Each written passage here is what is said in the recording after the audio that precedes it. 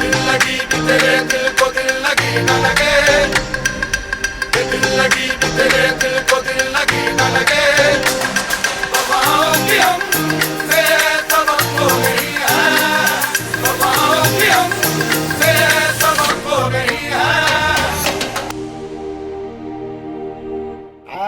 Jadi yang sekarang gue coba bikin video buat sharing lah ya. Banyak teman-teman ya, termasuk gue juga sih, seringkali meminta pendapat orang lain untuk menguatkan pikiran kita atau keputusan kita yang sebenarnya sudah kita ambil sebelum kita nanya ke orang lain atau cerita ke orang lain. Hal tersebut menurut gue wajar sih dan sangat dibutuhkan. Tapi kadangkala kita pun gak bisa neken ego kalau advice dari orang lain itu juga sebenarnya gak akan ngaruh dengan keputusan kita, karena kita sendiri merasa pandangan kita atau pilihan kita pun itu udah benar dan terbaik buat kita. Nah contohnya salah satunya adalah tentang ya kalau pacaran mah udah biasa ya kali ya, udah banyak dibahas sama Om Raden Rauf atau yang lain gitu. Bagaimana gue tuh disakitin bang, gue tuh dihianatin, gue udah mau serius cewek gue, pacar gue chatting ke temen cowok lain, selfie sambil bilang terima kasih udah nemeni hari-hariku. Itu aja, biasa aja sih menurut gue. Yang penting jadi cowok ya jangan terlalu, mungkin kalau cewek lu kegoda atau ngerasa nyaman dengan pria lain, cowok lain, berarti tentu lu gak asik dan lu gak bisa bikin nyaman dia. Sorry, tapi itu asli benar. Nah, yang ingin gue share adalah soal kerjaan. Banyak dari kita atau pengalaman dari kita ketika kita udah ngerasa nyaman menikmati posisi kita saat ini, pekerjaan kita saat ini, ada suatu titik kita merasa kok salah ya, kok kenapa begini ya, padahal yang udah gue lakukan udah lebih gitu. Tapi kenapa nggak ada perubahan, dan justru membuat kita merasa stuck, kita merasa di posisi yang salah.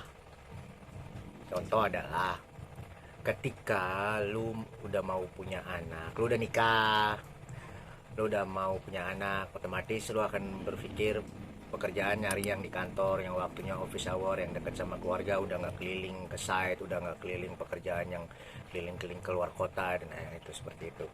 Tanpa lu sadari itu ada benefit yang berkurang atau ada konsekuensinya. Nah, akhirnya lu memutusin untuk minta sama kantor lu pindah lokasi kerja, lu pindah divisi, sehingga lu dapet waktu yang lebih banyak buat keluarga. Dan tentu saja salah satu efeknya adalah lu nggak ada uang jajan atau uang jalan, sehingga penghasilan lu akan tetap segitu. Di sisi lain, kita merasa kebutuhan makin banyak karena dengan adanya istri, ada keluarga, persiapan melahirkan, nanti ada anak dan sebagainya. Sedangkan kita hanya ya pekerjaannya monoton, itu aja, tidak ada lagi tambahan jajan, apalagi di masa pandemi sekarang kan. Kondisi saat itu akhirnya menimbulkan tekanan dan stres. Tentunya kita merasa lokasi kerja jadi semakin jauh berat, atasan, manajemen berubah, kondisi pekerjaan yang makin nambah, tidak sesuai job desk, apapun lah gitu kan. Sehingga kita berpikir untuk mencari ke tempat yang lain, mencari perusahaan baru. Kita coba cari-cari, tapi kita tidak menurunkan standarnya. Kita nyari pekerjaan, nyari perusahaan yang mau berani bayar lebih, tapi dengan kondisi yang sama dengan lu dapetin sekarang.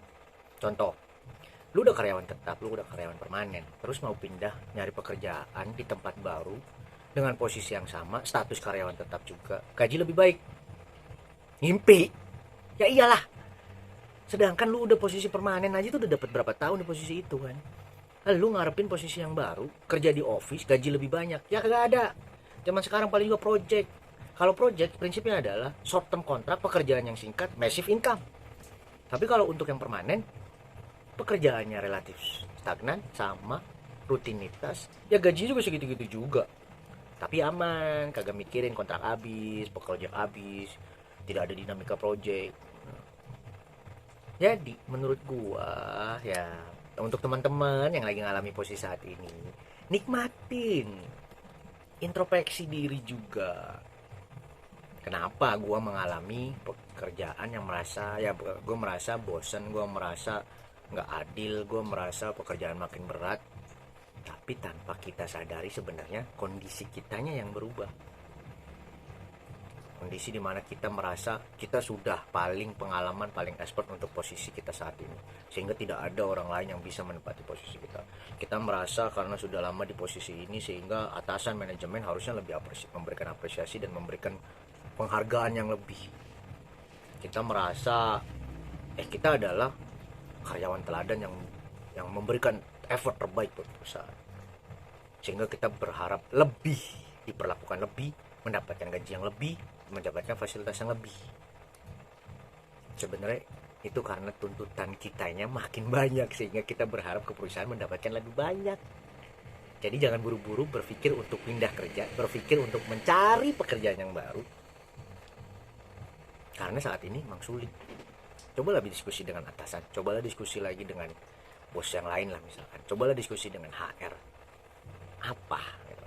Atau zaman sekarang ya cari side job lah, kalau kata teman-teman lapangan, ngebeca, ngamen, jadi trainer kayak, atau jadi konsultan, atau usaha apa yang lain, sehingga ada income lain yang membantu menambahi kebutuhan lu saat ini yang tentunya berubah. Jadi jangan buru-buru menyalahkan perusahaan, menyalahkan diri sendiri kalau lu posisi yang salah. So, bagi yang masih kerja dan merasa kalian saat ini kekurangan, dalam tekanan, dan ingin segera keluar, pikirkan baik-baik. Tenaga kerja asing sudah datang di Indonesia dan jauh lebih, katanya lebih baik, kata menteri. Gajinya lebih tinggi. Kalau kita naik buruh aja 33.000. Jadi teman-teman tetap semangat. Bismillah. Kita terus ikhtiar, kerjakan yang terbaik.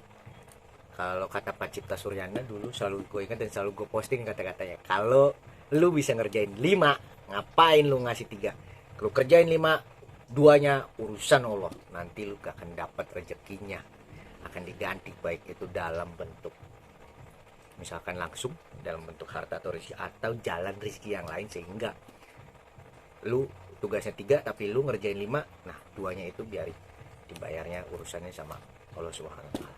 So, tetap semangat. Gue udah kayak Waria Teguh ya. Ini gara-gara inspirasinya kemarin Zoom meeting dengan seseorang ya, junior gue lah gitu kan. Selama 2,5 jam membahas dari karir, bahas masalah pekerjaan, masalah bentuk format laporan, presentasi, sampai akhirnya dia bilang, "Bang, harusnya lu jadi psikolog atau motivator." Tapi mungkin juga sih, makanya emak gua, kakek gua nasihin. Kalau kata bahasa Arabnya artinya nasihat. Udah ditambah lagi tai lalat gua di sini juga jadi comel, kagak bisa diem.